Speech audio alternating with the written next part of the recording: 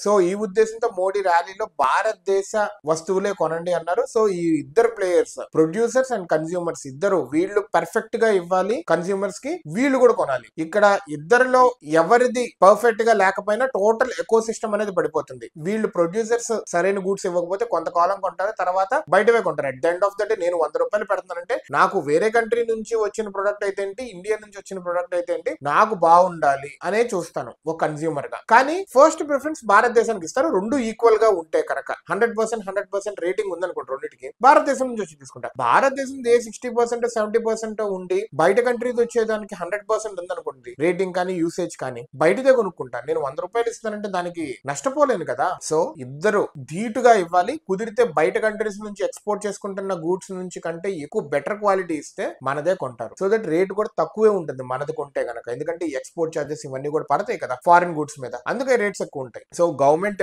మాట చెప్పటమే కాదు, పాటిస్తే కూడా బాగుంటుంది. నాకు తెలిసి పాటిస్తున్నారని అయితే అనుకుంటున్నాను. ఇంకా డీటెయిల్స్ కి వెళ్ళి చూడాలి. ఎన్ని స్టార్ట్అప్స్ కి ఇవి సబ్సిడీస్ ఇస్తుందో, ఎలాంటి స్టార్ట్అప్స్ కి ఇస్తుందో కూడా చూడాలి. సో గవర్నమెంట్, ప్రొడ్యూసర్స్, కన్స్యూమర్స్ ముగ్గురు కలిపి ఒక దేశాన్ని స్ట్రాంగ్ చేయాలి. చైనాలో వాళ్ళు ఎలా అయితే చేశారో, చైనాలో గూగులే రాని లోపలికి, వాళ్ళకంటూ సెపరేట్ సర్చ్ ఇంజిన్ ఉంది. సో అలా మన కంట్రీ కూడా నేషన్ ఫస్ట్ అనే అజెండాతో అందరూ పాల్గొని దేశాన్ని గెలిపించాలి.